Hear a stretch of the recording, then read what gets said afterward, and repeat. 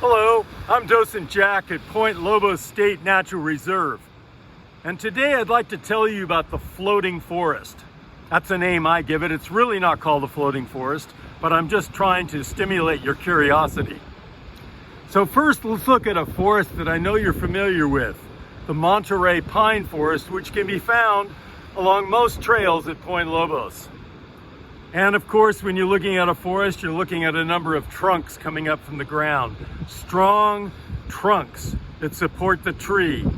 And at the base of those trunks, you'll find roots that grow down into the soil, and the roots do two things.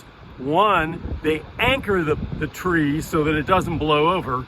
And two, and very important, they absorb nutrients that go up the tree and feed the tree and become part of the food made by photosynthesis. So, as we go up that trunk, we see that it's covered with bark. The trunk is not very flexible, slightly, but it's pretty stiff and strong. As we go further up the trunk, we see branches. And at the end of the branches, we see the leaves of the pine tree, which are pine needles. And as we go higher, we come to the top of the tree, where the tree extends out and perhaps overlaps or joins other trees that are branching out toward it. And it makes sort of a cover over the forest floor, and we call that a canopy. Now, how does this compare to the floating forest? Well, the floating forest is right behind me here, out in the water, right beyond me here, right beyond the south shore.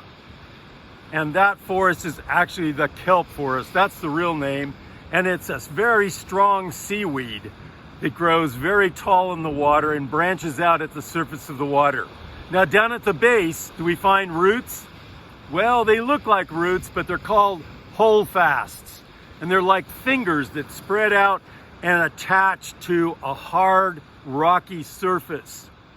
And then up from that, we find the stipe, which is like the trunk. And by the way, the holdfast has one function, and that is to anchor the kelp plant. They do not absorb nutrients. That's a major difference right there. Going further up the stipe of the trunk, we see branches, and off of these branches, we see leaf-like structures, which scientists call blades. And those blades have a little bit of air in them, but at the base of each blade is an air sac, a sac filled with air, which makes the plant buoyant and helps lift the plant toward the surface. Now, the plant's attached down at the bottom, but when you get up to the top, the leaves, the blades, spread out and form a canopy. So that's very similar to the Monterey Pine Forest. And of course, those leaves are doing photosynthesis, and that's why they need to be near the surface, and the purpose of the air sacs is to hold them up like that.